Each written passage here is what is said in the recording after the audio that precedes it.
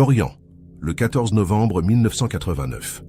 Il est 23h30 lorsque Nathalie Kermarek, 26 ans, franchit la porte du Café de la Marine sur le quai des Indes. La pluie martèle le pavé breton et elle remonte le col de son imperméable beige, avant de faire signe à un taxi qui ralentit le long du trottoir désert. Le véhicule est une Peugeot 505 blanche, immatriculée dans le Morbihan. Nathalie monte à l'arrière sans hésiter. Personne ne la reverra vivante. Le taxi disparaît dans la nuit humide et son chauffeur ne sera jamais identifié, malgré des semaines de recherches intensives. Pendant 20 ans, l'affaire demeure un mystère complet. Aucun corps, aucun indice, aucun témoin fiable. La famille de Nathalie refuse d'abandonner, mais les enquêteurs classent progressivement le dossier dans les affaires non résolues. Puis en 2009, lors de travaux d'élargissement de la route départementale près de Pleumeur, des ouvriers découvrent une boîte métallique enterrée sous l'ancien emplacement d'une station-service désaffectée. À l'intérieur, des cassettes VHS poussiéreuses contenant des enregistrements de vidéosurveillance jamais visionnés par la police. Sur l'une d'elles, datée du 15 novembre 1989 à 3h22 du matin, apparaît une Peugeot 505 blanche stationnée devant les pompes. Une femme en imperméable beige en descend, se dirige vers les toilettes, puis s'arrête brusquement pour parler avec quelqu'un hors du champ de la caméra. Elle semble agitée, fait des gestes nerveux de la main. Quelques secondes plus tard, elle remonte dans le taxi qui démarre aussitôt vers l'intérieur des terres. C'est la dernière image connue de Nathalie Kermarek avant qu'elle ne disparaisse définitivement dans l'obscurité bretonne. En novembre 1989, Lorient est une ville portuaire de 59 000 habitants, marquée par son passé de base sous-marine allemande et sa reconstruction d'après-guerre. Le centre-ville moderne contraste avec les quartiers anciens préservés du bombardement. L'économie locale repose sur la pêche industrielle, les chantiers navals et quelques entreprises d'électronique. Le taux de chômage atteint 12% dans le département et beaucoup de jeunes adultes envisagent de partir vers Nantes ou Rennes pour trouver du travail stable. Nathalie Kermarek travaille depuis 3 ans comme assistante comptable dans une petite entreprise de fourniture maritime située rue du Port. Née à Hennebont en 1963, elle a grandi dans une famille modeste de 4 enfants. Son père est mécanicien à la retraite, sa mère femme de ménage dans un lycée. Nathalie est décrite par ses proches comme sérieuse, discrète, peu portée sur la vie nocturne.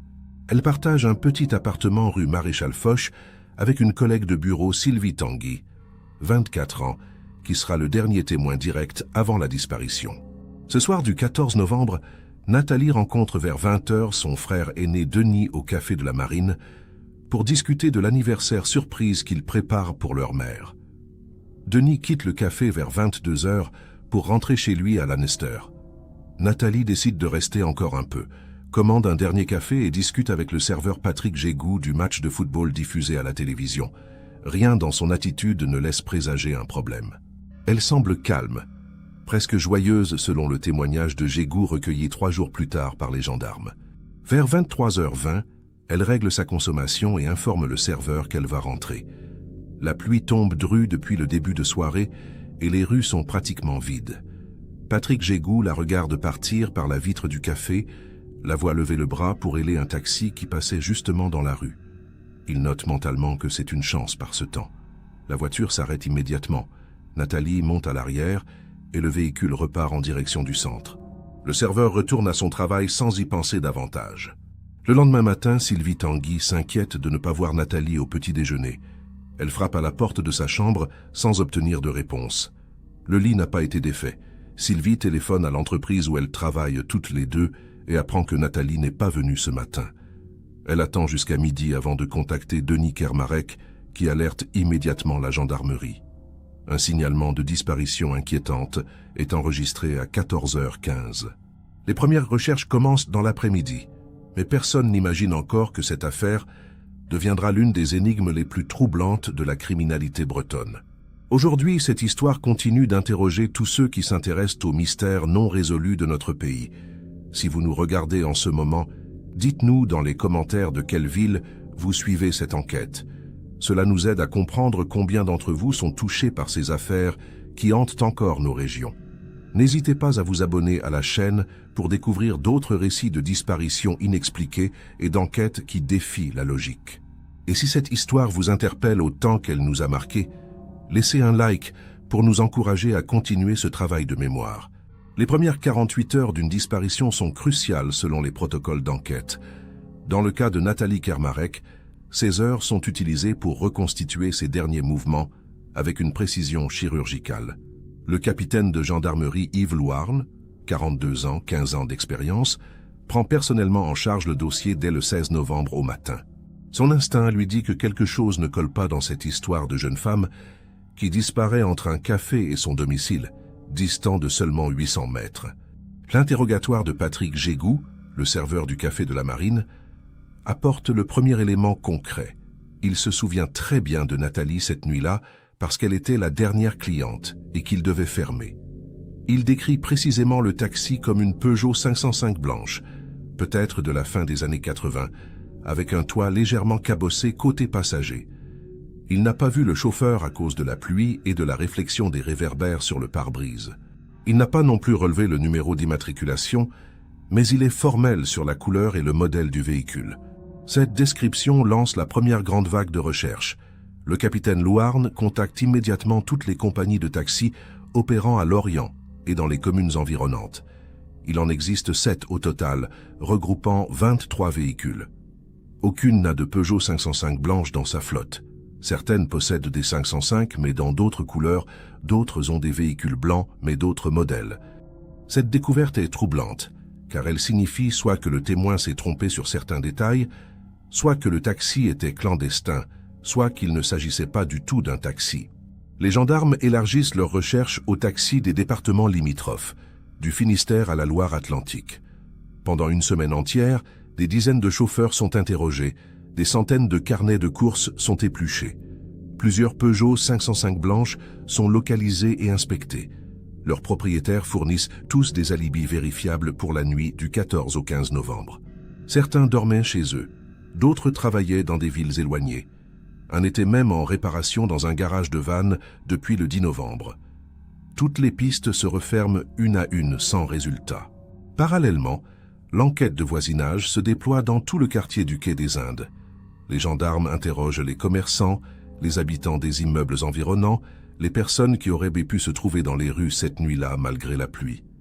Une vieille dame, Madame Le Goff, qui habite au 3e étage d'un immeuble donnant sur le quai, se souvient avoir entendu une voiture klaxonner plusieurs fois vers 23h30. Elle n'a pas regardé par la fenêtre car elle regardait la télévision. Ce détail sera noté mais ne mènera nulle part. Un autre témoin se manifeste le 18 novembre. Monsieur Hervé Morvan, représentant commercial de 48 ans, affirme avoir vu une Peugeot 505 claire garée sur le parking d'un supermarché près de Pleumeur dans la nuit du 14 au 15 novembre. Il rentrait de Quimper après une journée de travail et s'était arrêté pour fumer une cigarette avant de reprendre la route. Il situe l'heure entre minuit et 1h du matin. La voiture était vide et les phares éteints. Il n'y a pas prêté plus attention sur le moment. Cette information relance l'espoir, mais Morvan ne peut fournir aucun détail supplémentaire, ni le numéro de plaque. Les recherches s'intensifient autour de Pleumeur. Des battues sont organisées dans les bois et les zones rurales environnantes. Des plongeurs inspectent les étangs et les cours d'eau. Des chiens pisteurs parcourent les chemins forestiers. Rien. Aucune trace de Nathalie, aucun vêtement, aucun objet personnel. Son sac à main noir qu'elle portait ce soir-là, selon Sylvie Tanguy, demeure introuvable. Son portefeuille contenant sa carte d'identité et 120 francs en liquide n'est jamais retrouvé. Les relevés bancaires montrent qu'aucun retrait n'a été effectué après le 14 novembre. L'hypothèse d'une fugue volontaire est rapidement écartée. Nathalie n'avait aucun problème financier grave, aucune relation amoureuse conflictuelle connue, aucun signe de dépression selon son médecin traitant consulté avec l'accord de la famille. Tous ses vêtements sont dans son armoire, sa brosse à dents dans la salle de bain, ses économies sur son livret A. Elle devait assister le samedi suivant au mariage d'une cousine à Auray et en parlait avec enthousiasme à ses collègues la semaine précédente. Rien n'indique une volonté de disparaître. Le capitaine Louarn explore ensuite la piste criminelle. Il fait vérifier les antécédents judiciaires de tous les hommes ayant eu des interactions avec Nathalie dans les mois précédents. Ses collègues masculins, ses voisins, les clients réguliers du café de la Marine, même son propriétaire immobilier. Tous sont interrogés, tous fournissent des alibis solides. L'entreprise où travaille Nathalie est une petite structure familiale de 8 employés, dont 4 femmes. L'ambiance y est décrite comme excellente par tous les témoignages. Aucun conflit, aucune tension, aucun comportement déplacé signalé. Les médias locaux commencent à relayer l'affaire fin novembre. Le visage de Nathalie apparaît dans Ouest France et le Télégramme. Des affichettes sont placardées dans toute la ville et les communes alentours. Un numéro vert est mis en place pour recueillir les témoignages anonymes. Plusieurs appels arrivent, mais aucun ne contient d'informations vérifiables. Certains croient avoir vu Nathalie à Nantes, d'autres à Paris, un à Toulouse. Toutes ces pistes sont vérifiées et s'avèrent être des erreurs d'identification. La jeune femme semble s'être littéralement volatilisée entre le quai des Indes et la rue Maréchal Foch. En décembre 1989, après un mois de recherches intenses, l'enquête marque le pas. Le capitaine Louarn rédige un rapport intermédiaire de 37 pages détaillant toutes les actions menées, tous les témoignages recueillis, toutes les hypothèses explorées. Sa conclusion est sobre et troublante. Nathalie Kermarek a disparu dans des circonstances inexpliquées après être montée dans un véhicule non identifié. Sans corps, sans scène de crime, sans mobile apparent, l'enquête se heurte à un mur. Le dossier reste ouvert, mais les moyens humains sont progressivement réaffectés à d'autres affaires. La famille continue d'espérer, mais le temps fait son œuvre. L'année 1990 débute avec une mobilisation citoyenne sans précédent à Lorient. La famille Kermarek organise une marche silencieuse le 14 janvier qui rassemble plus de 200 personnes dans les rues du centre-ville. Denis Kermarek, le frère aîné, prend la parole devant la gendarmerie et supplie quiconque détient une information de se manifester. Sa voix tremble quand il évoque les souffrances de sa mère qui ne dort plus depuis 2 mois. Les journaux locaux publient de nouveau la photo de Nathalie et rappellent les circonstances de sa disparition. Quelques nouveaux témoignages arrivent, mais aucun ne fait progresser l'enquête. Le capitaine Louarn n'abandonne pas. Il réexamine chaque élément du dossier à la recherche d'un détail qui aurait pu être négligé.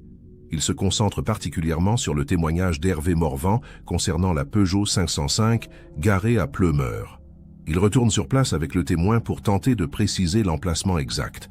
Le parking du supermarché est vaste, mal éclairé la nuit, entouré de bois sur 2 côtés. C'est un lieu qui pourrait convenir à un rendez-vous discret ou à un abandon de véhicule. Des recherches supplémentaires sont menées dans le secteur, mais ne donnent rien. En mars 1990, une nouvelle hypothèse émerge. Et si le taxi n'était pas un vrai taxi, mais simplement une voiture blanche que Nathalie aurait confondue dans l'urgence de la pluie? Peut-être un véhicule de service, une voiture de fonction, ou même un particulier qui passait par là et s'est arrêté en voyant une jeune femme sous la pluie. Cette théorie expliquerait pourquoi aucune compagnie de taxi n'a reconnu la course. Elle ouvre un champ de recherche beaucoup plus vaste et presque impossible à explorer exhaustivement. Comment retrouver un particulier qui aurait pris Nathalie en voiture sans aucun autre indice? Les gendarmes tentent néanmoins une approche méthodique. Ils contactent les entreprises de la région qui possédaient des flottes de véhicules de service en 1989.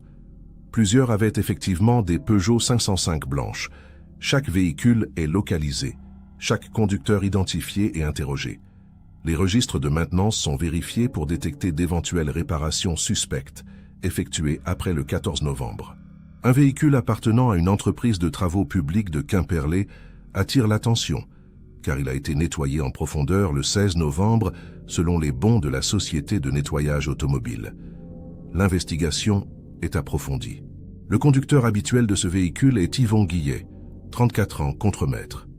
Il explique que la voiture était très sale après une semaine de chantier sous la pluie et qu'il l'a fait nettoyer avant de la rendre au garage le vendredi. Son emploi du temps pour la nuit du 14 au 15 novembre est vérifié. Il était avec son épouse et ses 2 enfants à leur domicile de Banalec. Son épouse confirme, les enfants aussi. Aucun élément ne permet de mettre en doute cette version. Les factures de téléphone fixe montrent 2 appels passés depuis le domicile cette nuit-là, à 22h15 et 23h45. Les enquêteurs vérifient auprès des correspondants. Tout est cohérent. Un autre véhicule attire l'attention en avril 1990. Une Peugeot 505 blanche appartenant à un médecin généraliste de Guidel, le docteur Marc Josse, 52 ans. Une infirmière qui travaille avec lui mentionne lors d'une conversation informelle que le docteur José rentrait souvent tard en novembre 1989 car il assurait des gardes supplémentaires. Elle ne pense pas à mal, mais l'information remonte aux gendarmes qui décident de vérifier par acquis de conscience. Le docteur Joss reçoit les enquêteurs avec courtoisie dans son cabinet médical. Il fournit son agenda professionnel qui détaille toutes ses visites et gardes du mois de novembre. La nuit du 14 au 15 novembre, le docteur José était effectivement de garde pour le secteur de Guidel et Pleumeur. Il a effectué 3 visites à domicile entre 20h30 et 1h15 du matin. Toutes sont documentées avec les noms des patients, les heures approximatives et les pathologies traitées. Les gendarmes contactent discrètement ces patients qui confirment tous les visites. Le dernier patient a été vu à Pleumeur vers 1h moins le quart. Le docteur est rentré directement chez lui ensuite, selon ses déclarations. Son épouse le confirme. Encore une piste qui se referme sans révéler quoi que ce soit d'utile. L'enquête explore également la possibilité que Nathalie ait été victime d'un prédateur inconnu, un tueur en série ou un criminel de passage dans la région. Les gendarmes consultent les fichiers nationaux des crimes non résolus pour rechercher des similitudes avec d'autres affaires. Plusieurs disparitions de jeunes femmes survenues en Bretagne dans les années 80 sont examinées. En 1985, une étudiante a disparu à Brest dans des circonstances troubles. En 1987, une serveuse s'est volatilisée à Vannes. Aucune de ces affaires n'a été résolue, mais aucun lien tangible ne peut être établi avec la disparition de Nathalie. Le capitaine Louarn contacte également ses collègues des départements voisins pour savoir si des crimes contre des femmes ont été commis autour de novembre 1989. Un viol a été signalé à Quimper le 8 novembre. L'agresseur a été arrêté 3 jours plus tard et était en détention préventive le 14 novembre. 2 agressions physiques sans caractère sexuel ont eu lieu à Vannes et Pontivy en octobre, mais les auteurs sont des hommes connus des services de police pour violences conjugales, rien qui évoque un prédateur organisé. Aucune piste crédible n'émerge de ces recoupements interrégionaux, malgré les efforts déployés. En juin 1990, 7 mois après la disparition, le dossier est officiellement transféré au parquet de Lorient qui ouvre une information judiciaire pour enlèvement et séquestration. Un juge d'instruction, M. François Bellec, est désigné. Cette procédure permet de donner plus de moyens légaux à l'enquête, notamment la possibilité d'effectuer des écoutes téléphoniques et des perquisitions sous contrôle judiciaire. Mais sans suspect identifié, ces outils restent inutiles. Le juge Bellec ordonne néanmoins une nouvelle série d'auditions et la consultation d'experts en criminologie pour tenter d'établir un profil psychologique de l'auteur présumé de l'enlèvement. Les experts concluent que si enlèvement il y a eu, il s'agit probablement d'un acte prémédité plutôt qu'opportuniste. Le fait que le véhicule ressemblait à un taxi suggère une mise en scène destinée à inspirer confiance. Le choix de la nuit, de la pluie, d'une rue peu fréquentée indique une certaine connaissance des habitudes de la victime ou du quartier. L'absence totale de traces matérielles évoque un criminel méthodique, peut-être avec une expérience antérieure. Ce profil ne fait malheureusement que confirmer ce que les enquêteurs soupçonnaient déjà, sans leur donner de pistes concrètes pour avancer. L'année 1991 marque le début d'une longue série de fausses pistes qui vont épuiser les ressources de l'enquête sans apporter le moindre résultat probant. En février, un homme se présente spontanément à la gendarmerie de Lorient et affirme avoir des informations sur la disparition de Nathalie Kermarek. Il se nomme Alain Crou, 41 ans, sans domicile fixe, connu des services pour ivresse publique et petit larcin. Il prétend avoir vu une jeune femme correspondant au signalement de Nathalie dans une maison abandonnée près de Carnac, quelques jours après sa disparition. Les gendarmes prennent sa déposition au sérieux. Une équipe se rend immédiatement sur place. La maison en question est effectivement abandonnée depuis plusieurs années, ses fenêtres murées, sa porte d'entrée condamnée. Les gendarmes forcent l'accès et inspectent les lieux pendant plusieurs heures. Ils ne trouvent aucune trace d'occupation récente, aucun indice suggérant qu'une personne y ait séjourné. Crou est interrogé plus en détail sur les circonstances exactes de cette prétendue observation. Ses déclarations deviennent confuses, contradictoires. Il finit par admettre qu'il a peut-être confondu avec une autre femme, ou peut-être que c'était un rêve. L'affaire s'arrête là, mais aura mobilisé 3 gendarmes pendant 2 jours entiers. En mai 1991, une autre piste surgit de manière plus crédible. Une femme contacte le numéro vert et explique que son ex-mari, dont elle est séparée depuis 1990, possédait une Peugeot 505 blanche en 1989 et avait des comportements violents envers elle. Elle précise qu'il travaillait comme chauffeur-livreur pour une entreprise de matériel médical et qu'il se trouvait souvent à Lorient pour des livraisons. Elle ajoute qu'il a vendu ce véhicule en décembre 1989 de manière précipitée, ce qui lui avait paru étrange à l'époque. Le capitaine Louarn et le juge Bellec décident d'auditionner cet homme rapidement. Jean-Pierre Goachet, 39 ans, domicilié à Auray, est convoqué au tribunal. Il se présente accompagné d'un avocat et répond calmement aux questions. Il confirme avoir possédé une Peugeot 505 blanche qu'il a effectivement vendue en décembre 1989, mais explique que c'était pour acheter un véhicule utilitaire plus adapté à son travail. Il fournit le nom de l'acheteur qui est retrouvé et interrogé. L'homme confirme l'achat et présente les papiers du véhicule. Concernant la nuit du 14 au 15 novembre, Goachet affirme être resté chez lui à Auray après avoir terminé sa tournée de livraison vers 19 h. Son employeur est contacté et confirme les heures de travail de Goachet ce jour-là. Les bons de livraison montrent qu'il a effectué sa dernière livraison à Vannes à 18 h 30. Le trajet jusqu'à Auray prend environ 30 minutes. Il aurait donc pu théoriquement être de retour à Lorient vers 23 h 30, mais cela impliquerait un détour important sans raison apparente. Aucun témoin ne peut confirmer sa présence à Auray après 19 h, car il vivait seul suite à sa séparation. Le juge Bellec ordonne une perquisition à son domicile et dans son véhicule actuel. Rien de suspect n'est découvert. La piste Goachet occupe l'enquête pendant plusieurs semaines. Son ex-épouse est auditionnée à nouveau et détaille les violences conjugales qu'elle a subies. Ces faits sont réels et graves, mais ne constituent pas une preuve de lien avec la disparition de Nathalie. Les enquêteurs vérifient si Goachet a déjà été signalé pour des faits similaires envers d'autres femmes. Aucun antécédent de ce type n'apparaît dans les fichiers. Les analyses psychologiques le décrivent comme un homme violent dans le cadre conjugal, mais pas nécessairement capable d'un enlèvement prémédité. Faute d'éléments matériels, le juge ne peut pas le mettre en examen. Il reste néanmoins surveillé discrètement. À l'automne 1991, une découverte macabre à Quiberon relance brièvement l'espoir de résoudre l'affaire. Des promeneurs découvrent des ossements humains dans une zone de lande près de la côte sauvage. L'identification par l'analyse anthropologique révèle qu'il s'agit d'une femme âgée de 20 à 30 ans, morte depuis environ 1 an.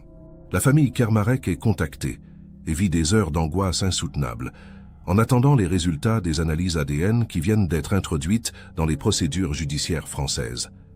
Les prélèvements sanguins de Denis Kermarec permettent d'établir une comparaison génétique. Le résultat est formel, ce n'est pas Nathalie. Les ossements appartiennent en réalité à une jeune femme disparue en 1988 dans le Morbihan dont la famille attendait des nouvelles depuis 3 ans. Cette identification permet de clore une autre affaire douloureuse, mais ne fait pas avancer celle de Nathalie. L'enquête sur les ossements révèle que la femme est morte de cause naturelle, probablement une chute accidentelle suivie d'une hypothermie. Aucun lien avec un quelconque crime. Pour la famille Kermarec, c'est un soulagement temporaire, mêlé à une nouvelle vague de désespoir. Si ce n'est pas Nathalie, où est-elle? Est-elle encore en vie quelque part? Ces questions hantent chaque jour qui passe. En 1992, 3 ans après la disparition, le juge Bellec commande une expertise technique sur tous les véhicules Peugeot 505 blancs immatriculés dans l'ouest de la France en novembre 1989. La liste compte 93 véhicules.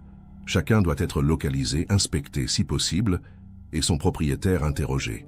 C'est un travail titanesque qui mobilise plusieurs brigades de gendarmerie pendant des mois. Sur les 93 véhicules, 67 sont retrouvés et inspectés. 13 ont été détruits ou exportés à l'étranger. 13 autres ne peuvent être localisés malgré les recherches dans les fichiers d'immatriculation. Aucun des véhicules inspectés ne présente de traces suspectes.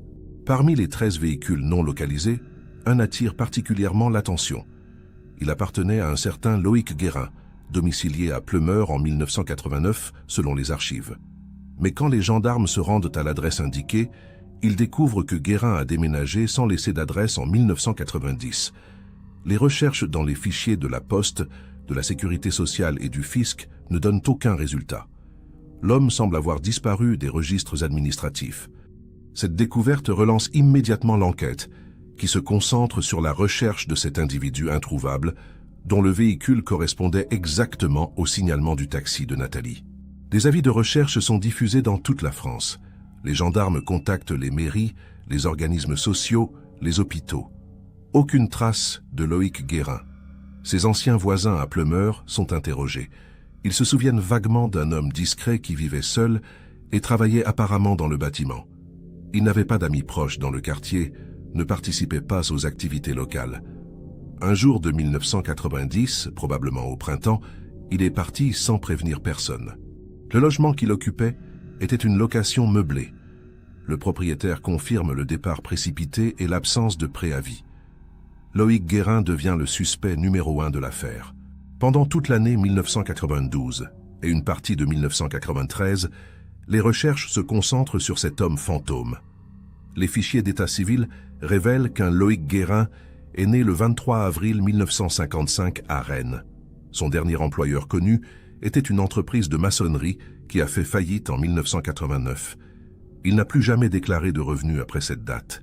Il n'a pas renouvelé sa carte d'identité expirée en 1991. Il n'a jamais demandé de passeport. Il n'apparaît dans aucun fichier hospitalier, aucun registre pénitentiaire, aucune liste électorale après 1990. Soit il est mort, soit il vit dans la clandestinité totale, soit il a quitté le pays sans laisser de traces administratives. En 1994, un rebondissement spectaculaire survient.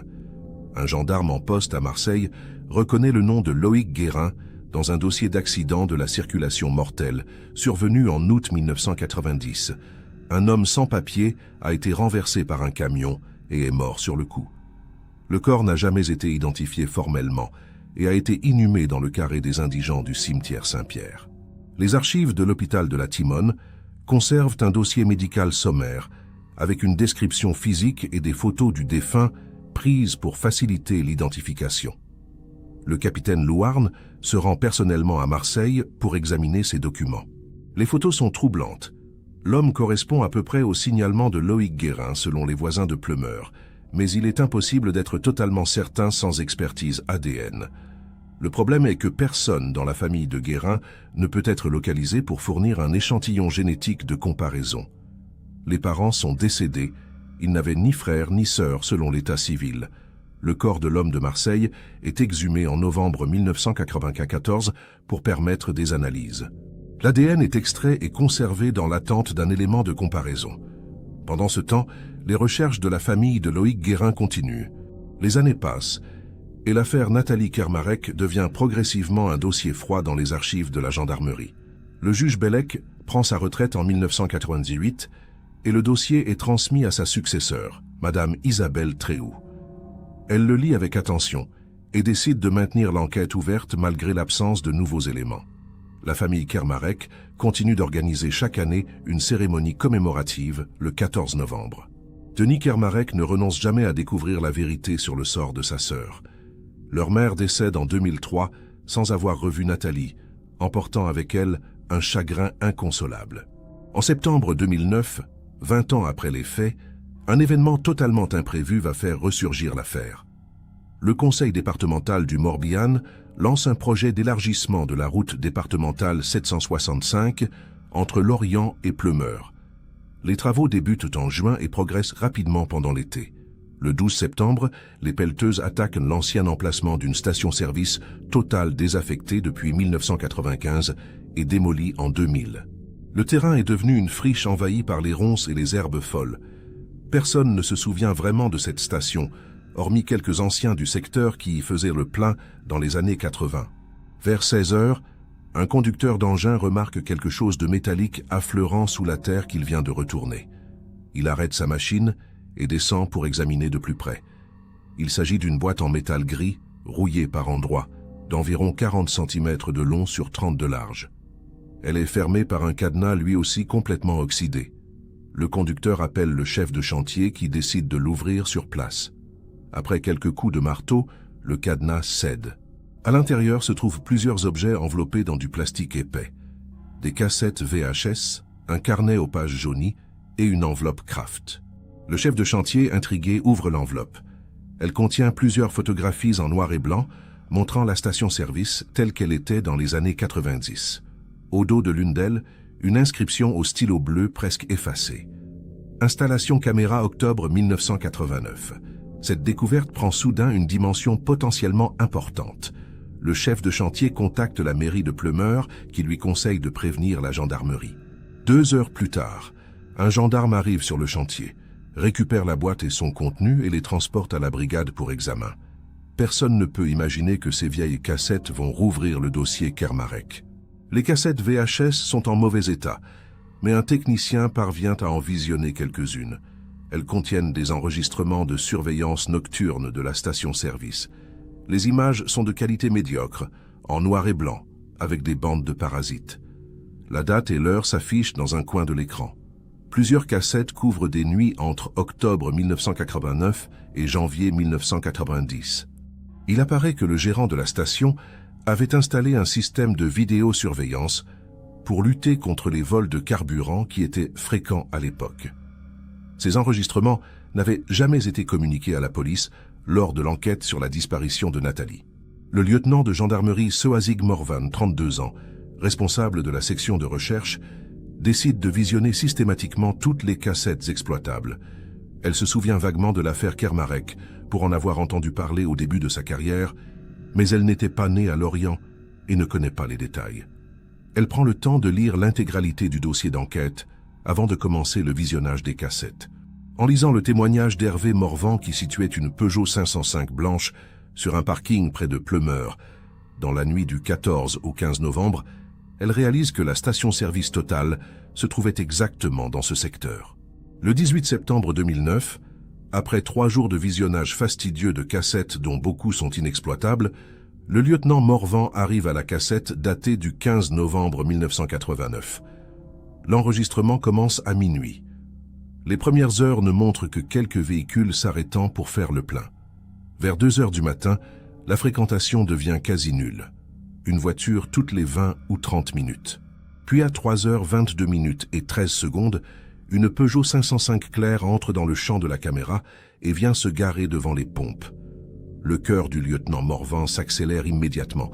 Elle met l'image sur pause et l'agrandit au maximum. Le véhicule correspond au signalement donné par Patrick Gégou, le serveur du café. Carrosserie claire, toit légèrement cabossé, visible même sur l'image granuleuse. Une femme descend du côté passager arrière. Elle porte un imperméable clair et ses cheveux mi-longs sont visibles malgré la qualité médiocre de l'image. Elle se dirige vers la droite du cadre, probablement en direction des toilettes situées sur le côté du bâtiment selon les anciens plans de la station. Le conducteur reste dans le véhicule. On distingue vaguement une silhouette au volant, mais impossible d'identifier quoi que ce soit à cause de l'angle de la caméra et des reflets sur le pare-brise. 23 secondes plus tard, la femme réapparaît dans le cadre. Elle ne va pas jusqu'aux toilettes. Elle s'arrête brusquement et se retourne vers la gauche, hors du champ de la caméra. Elle fait des gestes avec la main droite, des mouvements vifs qui évoquent une discussion animée ou une protestation. Son langage corporel suggère de la nervosité, peut-être de la peur. Elle reste ainsi pendant environ 15 secondes à parler avec quelqu'un ou quelque chose qu'on ne voit pas. Puis elle baisse la tête, semble hésiter, et retourne vers la Peugeot 505. Elle monte à l'arrière et le véhicule démarre immédiatement en direction du nord. Le lieutenant Morvan repasse la séquence une dizaine de fois en ralenti. Elle essaie d'identifier ce que la femme regarde hors champ. La disposition de la station permet plusieurs hypothèses.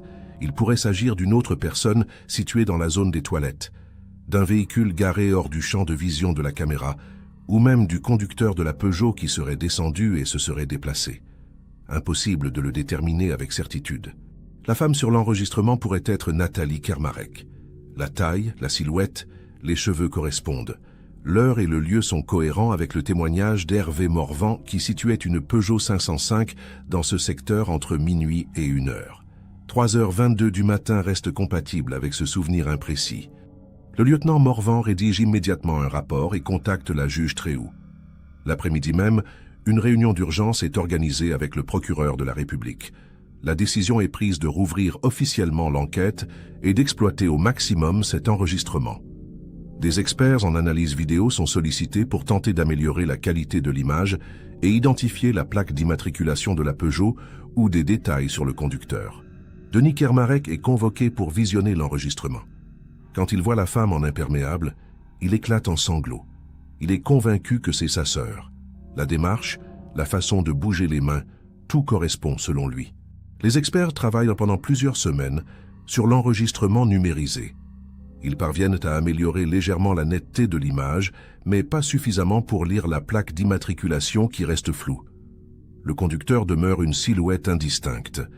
En revanche, il confirme que la femme semble effectivement s'adresser à quelque chose ou quelqu'un situé hors du cadre de la caméra. Il note aussi un détail troublant. Sur une des images agrandies, on distingue vaguement ce qui pourrait être une deuxième personne à l'intérieur de la Peugeot, peut-être sur le siège passager avant. Mais la résolution est trop faible pour en être certain. Cela pourrait aussi être un simple artefact de compression vidéo. L'enquête tente de retrouver l'ancien gérant de la station-service. Monsieur Raymond Collet a pris sa retraite en 1992 et vit désormais dans le Var. Il est contacté par téléphone et interrogé sur les raisons pour lesquelles il n'a jamais mentionné l'existence de ces enregistrements lors de l'enquête initiale en 1989. Collet explique qu'il n'a jamais fait le lien. La station était située à plusieurs kilomètres du centre de Lorient où Nathalie avait disparu. Il n'a pas pensé que ces cassettes de surveillance pouvaient avoir un rapport. De plus, il recevait tellement de visites de la gendarmerie pour des affaires de vol de carburant qu'il n'a pas prêté attention à cette enquête spécifique. Quand Collet a fermé définitivement la station en 1995, il a rangé toutes ses archives dans cette boîte métallique qu'il comptait trier plus tard. Puis il a vendu le terrain, déménagé dans le sud, et a complètement oublié l'existence de ces cassettes enterrées sous l'ancien local technique. C'est une explication plausible, mais frustrante. Si ces enregistrements avaient été visionnés en novembre 1989, peut-être que l'enquête aurait pris une autre tournure. Peut-être que Nathalie aurait pu être retrouvée vivante si les recherches s'étaient concentrées sur ce secteur immédiatement après sa disparition. Ces questions torturent Denis Kermarek, qui oscille entre espoir et colère 20 ans après les faits. La redécouverte de l'enregistrement de la station-service Total permet de donner une nouvelle direction à l'enquête, même si les limites techniques de l'image empêchent une identification formelle. Le lieutenant Morvan décide de reprendre toute l'affaire depuis le début avec ce nouvel élément. Elle reconstitue minutieusement le trajet probable de la Peugeot 505 entre le quai des Indes à Lorient, où Nathalie est montée à 23h30 et la station-service de Pleumeur, où elle apparaît à 3h22. Presque 4 heures se sont écoulées. Où est allé le véhicule pendant ce temps? Que s'est-il passé entre ces deux moments? Les cartes routières de 1989 sont exhumées des archives. En l'absence d'autoroute directe, le trajet le plus logique entre Lorient-Centre et Pleumeur passe par la route départementale 765, celle-là même qui longeait la station-service Total. Ce trajet prend normalement 15 minutes, même en roulant très lentement, impossible de justifier 4 heures de route. La Peugeot a donc forcément fait des détours importants ou s'est arrêtée quelque part pendant une durée prolongée. Cette période reste le point le plus opaque de toute l'affaire et soulève des questions terrifiantes sur ce que Nathalie a pu vivre cette nuit-là. Le lieutenant Morvan et son équipe interrogent à nouveau tous les témoins encore vivants de l'époque. Patrick Gégou, le serveur, a maintenant 62 ans et tient un bar à Auray. Il se souvient très bien de cette soirée qui a marqué sa vie. Il confirme tous les détails de sa déposition initiale. Hervé Morvan, le représentant commercial qui avait signalé la Peugeot 505 sur un parking, est décédé en 2006 d'un cancer. Son témoignage ne peut donc pas être approfondi. Sylvie Tanguy, l'ancienne colocataire de Nathalie, vit désormais à Paris. Elle accepte de revenir à Lorient pour être entendue. Son émotion est intacte après 20 ans. Un élément nouveau émerge lors de ces réauditions. Sylvie Tanguy mentionne un détail qu'elle n'avait pas jugé important en 1989, mais qui lui revient en mémoire en visionnant l'enregistrement de la station-service. Dans les jours précédant sa disparition, Nathalie lui avait parlé d'un homme qui venait régulièrement au café et qui la regardait de manière insistante. Elle n'avait pas donné plus de détails et Sylvie n'y avait pas prêté attention sur le moment. Nathalie ne semblait pas effrayée, juste légèrement agacée. Patrick Gégou est interrogé à nouveau sur ce point. Il se souvient effectivement d'un client qui venait 2 ou 3 fois par semaine en fin de soirée, mais ne peut pas en dire plus. Les archives de l'enquête initiale sont réexaminées à la lumière de ce nouveau témoignage.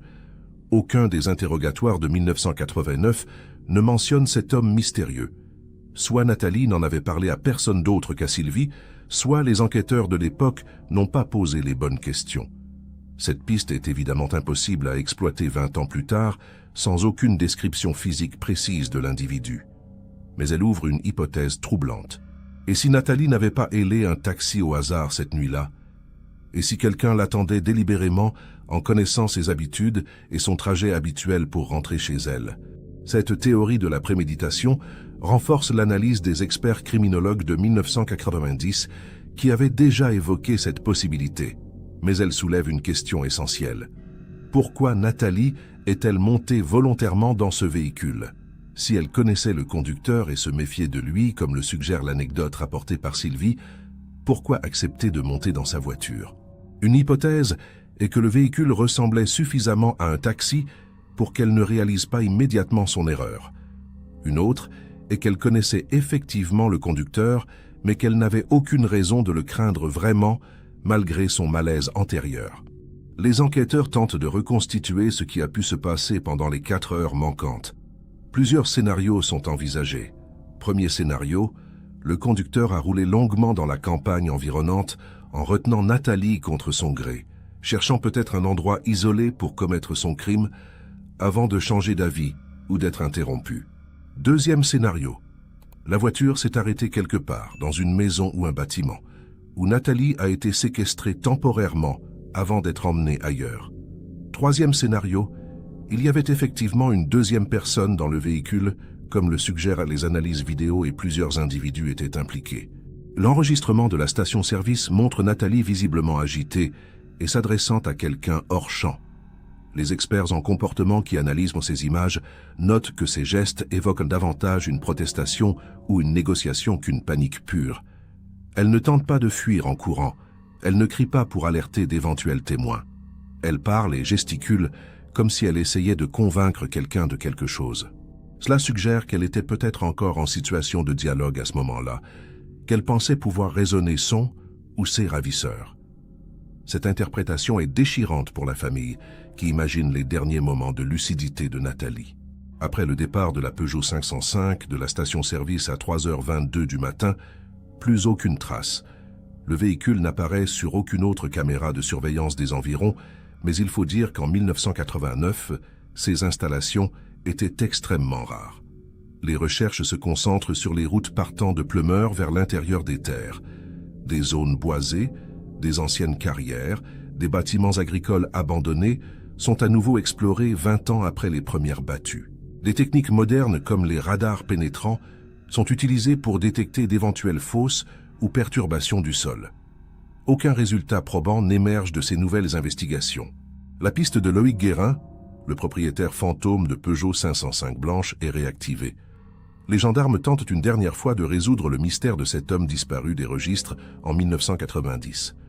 Les analyses ADN effectuées sur le corps de l'homme décédé à Marseille en août 1990 sont comparées avec des échantillons prélevés sur des objets ayant appartenu à Guérin et conservés par son ancien propriétaire. Les résultats tombent en janvier 2010. Ce n'est pas lui. Le corps de Marseille appartient à un autre homme qui n'a jamais été identifié. Loïc Guérin reste donc introuvable et devient lui-même une énigme au sein de l'énigme principale. En mars 2010, le dossier fait l'objet d'un reportage dans une émission télévisée nationale consacrée aux affaires criminelles non résolues. L'enregistrement de la station-service est diffusé et plusieurs millions de téléspectateurs découvrent l'histoire de Nathalie Kermarek. Des dizaines de témoignages affluent dans les jours suivants. Certains pensent reconnaître la femme sur les images dans d'autres circonstances. D'autres affirment avoir vu une Peugeot 505 blanche dans des endroits insolites en novembre 1989. Tous ces témoignages sont vérifiés méthodiquement, mais aucun ne résiste à une analyse sérieuse. 20 ans après les faits, les souvenirs sont trop imprécis pour être fiables. Une piste intéressante émerge néanmoins. Un ancien gendarme à la retraite, M. Yann Boucher, 68 ans, contacte la brigade de Lorient pour signaler qu'il se souvient avoir effectué un contrôle routier dans la nuit du 14 au 15 novembre 1989 sur la route entre Pleumeur et Quimperlé. Il était alors en poste à la brigade de Guidel. Parmi les véhicules contrôlés, il se souvient vaguement d'une Peugeot claire, mais ne peut pas garantir qu'il s'agissait d'une 505. Il ne se souvient pas de l'heure exacte, ni s'il y avait des passagers. Ses souvenirs sont trop flous pour constituer une piste exploitable, mais il confirme qu'un dispositif de contrôle était en place cette nuit-là. Les registres de la gendarmerie de Guidel pour novembre 1989 sont exhumés. Ils confirment qu'un contrôle routier a bien été effectué cette nuit-là entre 2h et 4h du matin dans le cadre d'une opération de prévention de l'alcool au volant. Plusieurs véhicules ont été contrôlés et leurs conducteurs identifiés. Malheureusement, les procès-verbaux de contrôle négatif, c'est-à-dire sans infraction constatée, n'étaient pas systématiquement conservés à l'époque.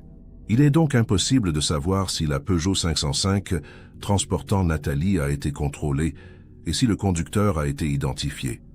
Cette absence de traces documentaires est une nouvelle frustration dans une enquête qui en compte déjà tant. En 2025, 36 ans après sa disparition, Nathalie Kermarek n'a toujours pas été retrouvée. Son corps n'a jamais été découvert. Aucun suspect n'a jamais été formellement identifié ou mis en examen. L'enregistrement de la station-service Total reste la dernière image connue d'elle, figée dans une cassette VHS comme un instantané douloureux de ses derniers moments de vie probable. Denis Kermarek a maintenant 68 ans. Il continue de se battre pour maintenir l'enquête ouverte et refuse de faire établir un certificat de décès pour sa sœur tant qu'aucune preuve formelle de sa mort n'a été apportée. Il espère toujours une réponse, même s'il sait que les chances diminuent chaque année. L'affaire a marqué durablement la mémoire collective de Lorient et des communes environnantes. Elle est devenue un symbole des mystères non résolus qui hantent les familles pendant des décennies. Plusieurs associations de familles de disparus se sont créées dans la région en partie inspirées par le combat de la famille Kermarek. Des cérémonies sont organisées chaque 14 novembre à Lorient pour se souvenir de Nathalie et de toutes les personnes disparues dont le sort reste inconnu. Ces rassemblements maintiennent la pression sur les autorités pour qu'elles ne classent jamais définitivement ces dossiers douloureux. L'enregistrement de la station-service soulève une dernière question troublante que les enquêteurs n'ont jamais pu résoudre. Qui ou que regardait Nathalie lorsqu'elle s'est retournée hors du champ de la caméra? Était-ce une personne qui l'attendait là? Était-ce le conducteur de la Peugeot qui était descendu pour lui parler? Était-ce quelqu'un d'autre, un complice, un témoin, une personne qui aurait pu la sauver si elle avait compris la situation? Cette silhouette invisible demeure le dernier secret de cette nuit de novembre 1989. Si vous avez des informations, aussi minimes soient-elles, sur cette affaire, ou si vous connaissez quelqu'un qui aurait vécu à Lorient ou Pleumeur à cette époque et pourrait se souvenir de quelque chose, n'hésitez pas à contacter la gendarmerie. Pensez à partager cette histoire autour de vous et à vous abonner pour suivre d'autres enquêtes sur les mystères qui restent à élucider. Chaque like aide à maintenir ces affaires dans la lumière et peut-être un jour à obtenir enfin des réponses.